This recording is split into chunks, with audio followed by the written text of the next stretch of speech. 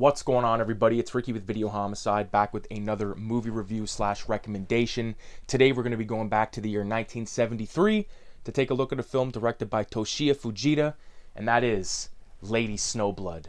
Holy fuck, this movie is blood splattery, it's hardcore, balls to the wall, kick-ass fest, not for the faint of heart, okay? This movie does blood spraying perfectly, okay? This is a perfect blood mixture, okay? Whatever the fuck they were using for blood in this flick works, okay? So Miko Kaji stars as the would-be lady out for revenge, this Lady Snowblood. Now, if you've not seen Lady Snowblood, let it be known that there is actually two in the series. I was actually lucky enough to track down part 2 on VHS a couple years ago. I've yet to watch this one, so that will be next on the queue. Really excited to sort of revisit this actress, because years ago I actually watched all 4 of the Female Prisoner Scorpion films, which are starring the same actress, and these are fucking amazing. One of them, I think it could be part 3. One of them was extra trippy, but definitely worth the watch. All 4 of these are excellent. I vouch for them.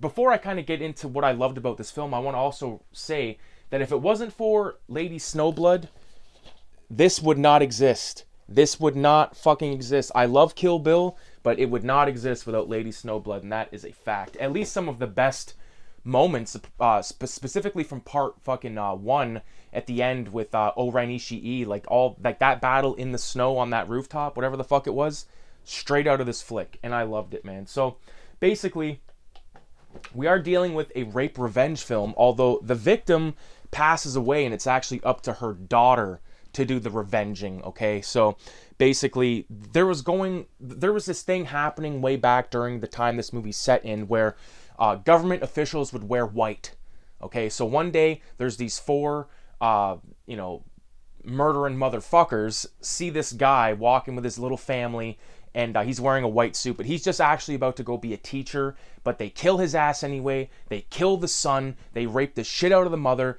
and basically send her on her way, and that mother just basically whores herself out to the point of, getting pregnant, and, hopefully trying to get a son, to take the revenge out. Although she does have a daughter, it's up for the daughter to do the dirty work. So it was cool. We sort of get a bit, like again, going back to Kill Bill, like with Pai Mei, we get a Pai Mei kind of guy that teaches her how to do stuff. There's another lady that teaches her how to pickpocket, which also sort of beckons back to Thriller. They call her One Eye, which is an amazing exploitation film.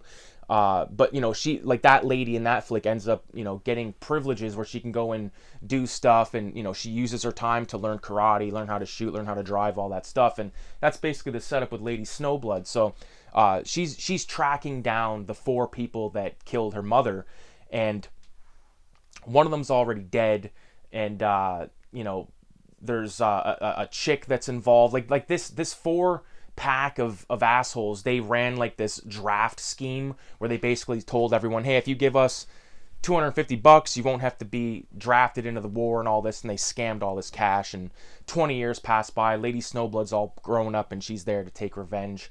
One thing I gotta say about this film, the amount of blood spray, proper looking blood spray with a proper looking blood, it's off the fucking charts. I lost count on how many epic things happened in this film. But just to point out a few, there's a scene in this film where there's a person about to attack Lady Snowblood with a sword. No. Wham, bam. She cuts off both the motherfucker's hands at the same time. And sword goes flying, hands go flying. It's awesome. Total spoiler right here, but when the lady asshole is murdered, she hangs herself. Like, she doesn't give Miko Kaji the chance to kill her, but she hangs herself. But Miko Kaji, Lady Snowblood, takes her fucking sword and cuts her from, like, in the waist down, and, like, her fucking bottom half falls and the blood sprays. It's epic, man. Absolutely fucking epic. And the one guy who was apparently dead, the one asshole, he actually was running opium, and the boat crashed, or the boat sank, whatever, and he faked his death. It was a good scheme to get out of it, right? He was bullshitting, so he goes into disguise, and now he's like a total gun runner, running the fucking show, and he's putting on this big event for Westerners and all this stuff, whatever it is. And he's using like a dummy that gets killed, and that's our boy that gets his hands cut off.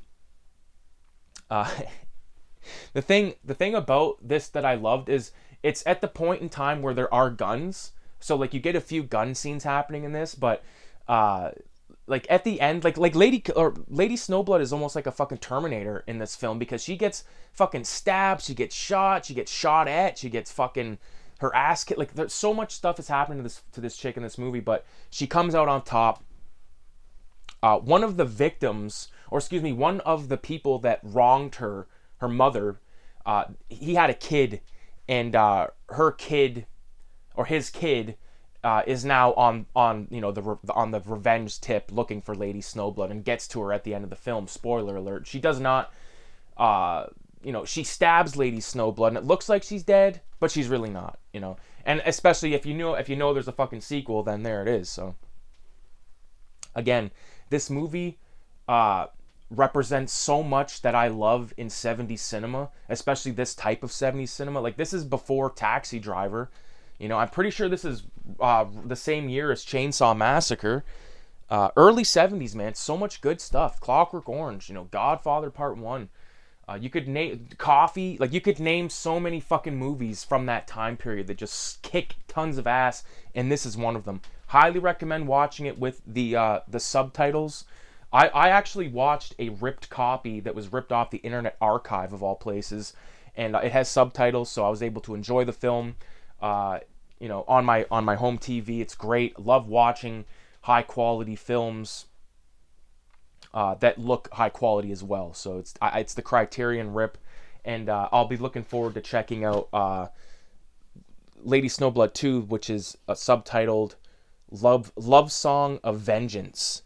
So look out for a review on that coming up, man. I'm telling you, I had a blast with this flick, and it sort of sparked my love for Asian cinema. I've always loved Asian cinema my whole life, but I mean, after watching this, it's like, okay, I need to go back and revisit some of my classics, And one movie that I need to point out that I haven't watched in a while, if I can find it here quickly. Nope. Oh, there it is.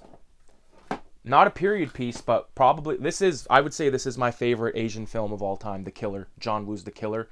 And this could be rushing shit, but I might like Lady Snowblood second in terms of my Asian flicks, man. So, of course, 36 Chambers, I love that. Enter the Dragon, Chinese Connection. There's so many good ones out there, but yeah, I had a blast with this flick tonight, and I'm looking forward to checking out the sequel. I'll probably check it out this week sometime, maybe next weekend.